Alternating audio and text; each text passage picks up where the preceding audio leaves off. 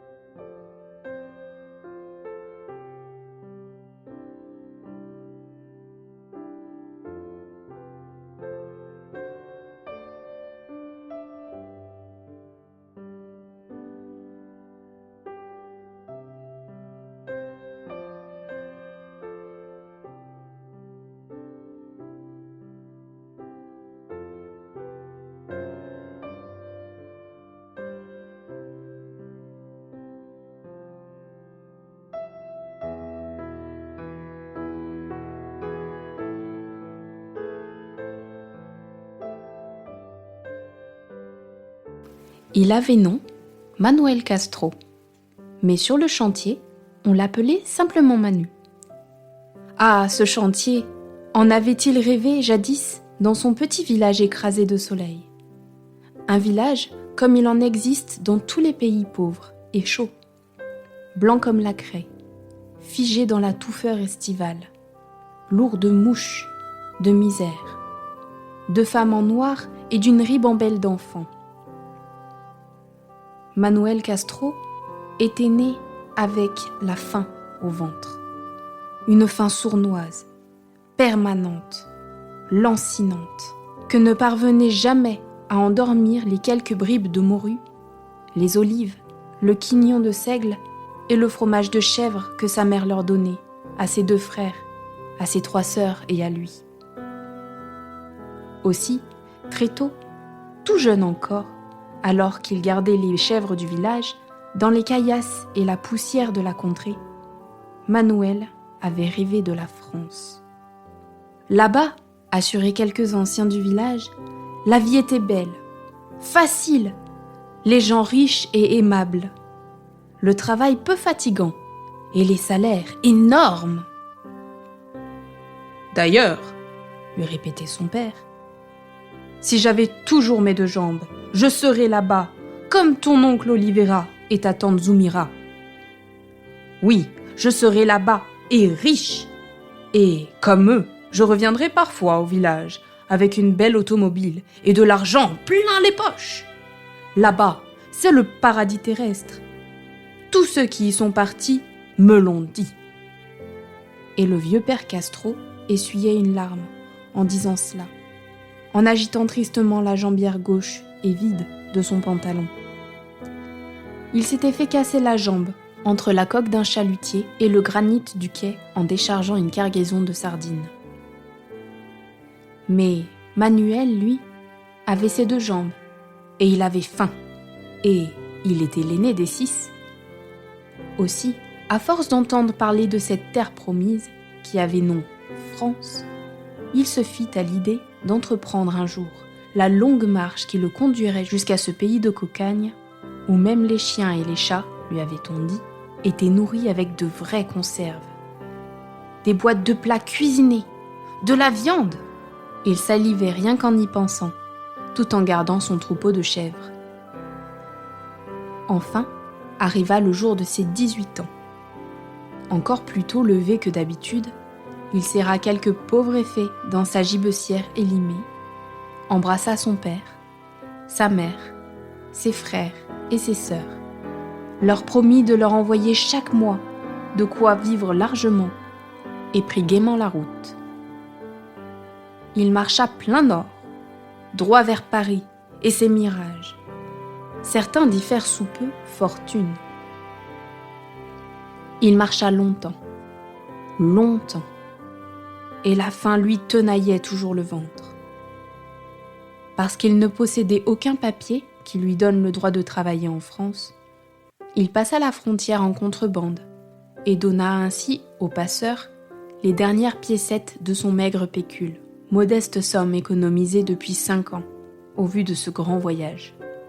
Mais il était tellement heureux d'être enfin arrivé au pays de ses rêves qu'il ne s'inquiéta pas outre mesure d'être ainsi démuni de tout, riche de ses seules mains pour travailler et d'une espérance grande comme l'univers. Il avait quitté son village à la fin du mois d'août. Octobre le trouva vendangeur, en Bordelais, et il crut que la chance déjà lui souriait. Mais, parce qu'il ne parlait pas un mot de français, qu'il ne possédait aucun permis de séjour et de travail, son employeur, un excellent homme au demeurant qui, chaque dimanche, donnait 10 francs à la quête, son patron, donc, se contenta de le nourrir et de le loger pendant les 15 jours que durèrent les vendanges.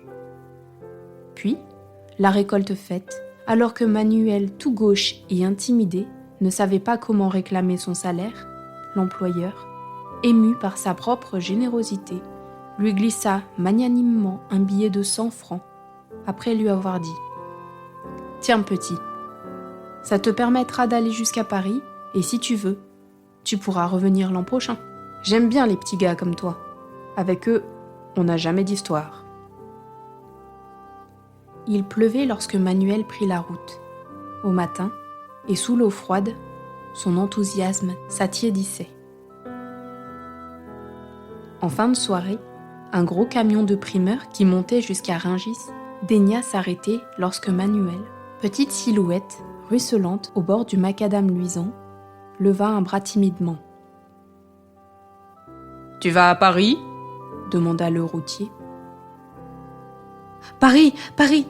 sourit Manuel en s'installant dans la cabine. « Paris !»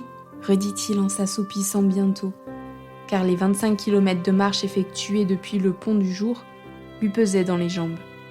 Et parce qu'il était trempé par une journée de pluie, qu'il empestait le chien mouillé, le conducteur ouvrit en grand le chauffage. Puis, il alluma une gauloise pour atténuer un peu l'odeur de misère qui flotte autour de son passage. Malgré l'immense désillusion qu'il ressentait après seulement 8 jours de vie parisienne, Manuel s'entêta 14 mois durant. Il travailla de chantier en chantier, dormit de taudis en taudis. Maçon, comme de nombreux de ses compatriotes, il était de ceux que l'on paie quand on y pense. Et toujours mal. Que l'on rabroue, menace parfois, traite d'étrangers, de bicots ou de métèques. Malgré cela, et le prix exorbitant que lui réclamait le marchand de sommeil, un Portugais lui aussi, pour une paillasse miteuse dans une mansarde du quartier Barbès, il parvint chaque mois à expédier au Portugal la plus grosse partie de son salaire minable. Mais s'il était fier de contribuer ainsi à nourrir sa famille, la tristesse le rongeait néanmoins et l'ennui, un atroce ennui. Désormais, il le savait. Jamais il ne deviendrait ce riche monsieur qui pourrait rentrer au village la tête haute et couvrir sa famille de cadeaux. En dépit de cela et de la honte qu'il faudrait subir dès son retour au pays, s'insinua en lui l'idée d'un nouveau départ. Et tant pis si les voisins glossaient de l'avoir vu partir misérable et revenir pauvre. Ce fut l'hiver qui le fustigea. Lui insuffla la force de prendre une décision.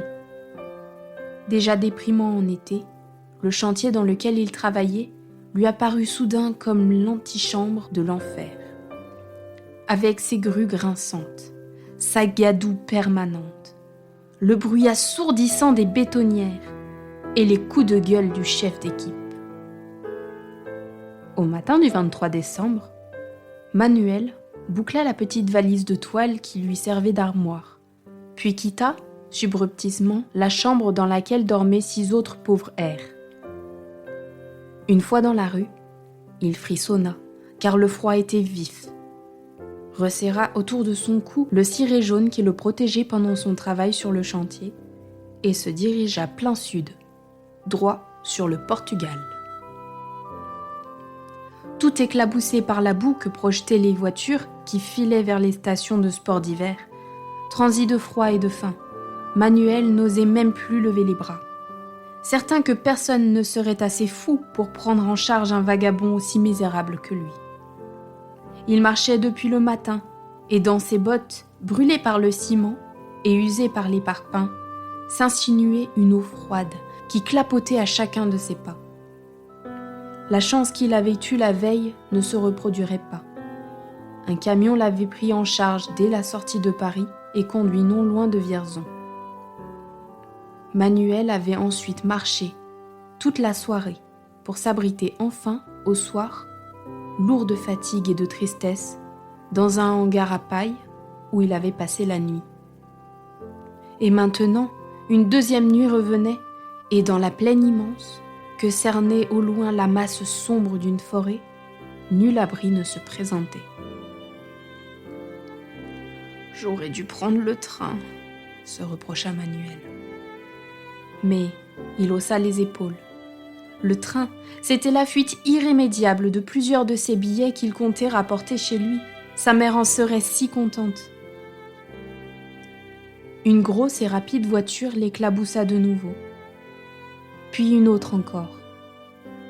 Alors, par lassitude et de découragement peut-être aussi, pour repousser la tentation de se jeter sous les roues du prochain véhicule et d'en finir avec cette chienne de vie, Manuel quitta la grande route et prit un petit chemin de traverse. Un mauvais chemin, plein de boue et d'ornières profondes, creusé et recreusé par les roues des tracteurs.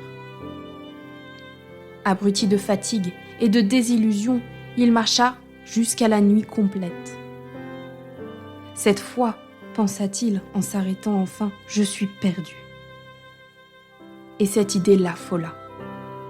Hagard, trempé jusqu'aux os, il chercha à s'orienter, voulut revenir sur ses pas pour retrouver la grande route, chuta lourdement dans un fossé, tourna dans les labours gluants, courut, appela en vain, puis, éreinté, vaincu, s'assit sur sa petite valise et pleura de détresse. Dans le ciel de ce 24 décembre, après un grand coup de vent qui balaya les nuages, palpitèrent bientôt des millions d'étoiles. « Sainte Marie !» implora Manuel. « Il paraît que les mages qui sont venus vous voir à la crèche se guidaient sur une étoile. Je sais bien qu'ils étaient riches, eux, et savants aussi, et que moi je suis pauvre et pas malin. Mais guidez-moi quand même.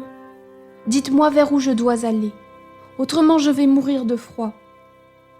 Sainte Marie, trouvez-moi au moins une meule de paille. C'est pas grand-chose une meule de paille. Mais c'est bien suffisant pour moi, pauvre petit berger de chèvres, perdu dans un pays où même les chèvres sont mieux traitées que moi. » C'est en relevant la tête qu'il vit soudain la lumière. Elle scintillait là-bas, loin devant, dans la masse noire de la forêt. Une toute petite lumière, mais tellement pleine d'espérance et de promesses. Malgré sa grande fatigue et le poids de ses bottes gorgées d'eau, Manuel se mit à marcher vers la lueur. Et sa crainte était si grande de la voir s'éteindre soudain, de la voir disparaître, en le plongeant à nouveau dans les ténèbres, qu'il se mit à courir. Il s'engouffra dans la forêt, déchira son ciré dans les ronces, se griffa joues et mains dans les buissons noirs et arriva enfin, épuisé, haletant, dans une cour de ferme où, toujours rassurante et chaude, brillait l'ampoule comme une étoile. Un chien jappa soudain, pas d'un grognement agressif et hargneux, mais d'un léger appel de la gorge, juste pour prévenir que quelqu'un était là. Paralysé de peur, Manuel, figé au centre de la cour, vit la porte de la maison s'ouvrir et apparaître une massive silhouette. « C'est vous, docteur ?» lança l'homme en avançant. « Ah, ben non », dit-il après un instant d'observation. « Vous ne ressemblez pas au docteur. Mais qu'est-ce que vous faites là ?»« J'étais perdu, » balbutia Manuel. « J'ai vu la lumière, alors je suis venu. »« Ah, c'est ce qu'il fallait faire, » approuva l'homme. « Mais ne restez pas dehors. »« Si je pouvais dormir dans la paille, » insista Manuel sans bouger. Mais non, entrez, je vous dis entrez. Ce soir c'est fête, et doublement, s'exclama l'homme en venant vers lui. Vous m'excuserez, dit-il en entraînant Manuel vers la maison, je croyais que c'était le docteur. Oui, expliqua-t-il en riant d'aise et de fierté, je lui ai téléphoné à cause de ma femme. Il devait venir la voir avant qu'elle n'entre à la maternité. C'est pour lui que j'ai allumé cette lumière dehors. Ah bon ? Bégaya Manuel qui ne comprenait goutte. Ils pénétrèrent dans la maison et la douce tiédeur de la pièce envahit Manuel d'un bien-être ineffable. Oui, poursuivit son hôte, en le poussant vers l'âtre où ronflait le feu de chêne. Nous attendions un héritier pour le 1er janvier, et il est venu ce soir, et sans histoire, comme un grand, sans faire de façon, aussi aisément qu'un chevreau. La preuve, il n'a même pas attendu le docteur. Ah, si vous saviez comme je suis heureux, notre premier enfant après 7 ans de mariage, et juste à minuit pour un 24 décembre. Qui est là ? Demanda une voix de femme en provenance de la chambre. Un ami, le premier admirateur de ton fils, après moi bien sûr. Tenez, goûtez-moi donc ce champagne. Non, non, remercia Manuel. Je n'ai pas mangé depuis ce matin et j'ai peur que... Et qui est cet ami ? Insista la jeune femme. Je ne sais pas, dit l'homme. Il est venu nous voir. Ça suffit, non ? On ne laisse pas quelqu'un dehors une nuit de Noël. Bien sûr, dit la jeune femme. Mais il t'a dit qu'il avait faim, alors donne-lui à manger. D'ailleurs, c'est l'heure du réveillon. Dites, demanda timidement Manuel, après avoir englouti à lui seul presque la moitié de la dinde. Votre petit, comment il s'appelle ? Cette blague, pour un bébé né cette nuit, Emmanuel s'impose, non ? Et vous, comment vous vous appelez ? Manuel Castro. Et chez moi, là-bas, au Portugal, j'étais berger de chèvres. Berger ? murmura l'homme. Comme c'est curieux. Le nôtre nous a quittés voici 2 jours, en me laissant sur les bras 200 chèvres, prêtes à mettre bas. J'ai pourtant la réputation de bien payer mes employés. Dites, ça vous dirait de prendre sa place ? Oh oui ! S'exclama Manuel qui n'en croyait pas ses oreilles. Tu as entendu, Marie ? Dit l'homme en se levant et en entrant dans la chambre. Nous avons un nouveau berger. C'est vraiment le ciel qui nous l'envoie, non ? Mais Marie dormait déjà, et à ses côtés, le tout petit Emmanuel, Béat, souriait aux anges.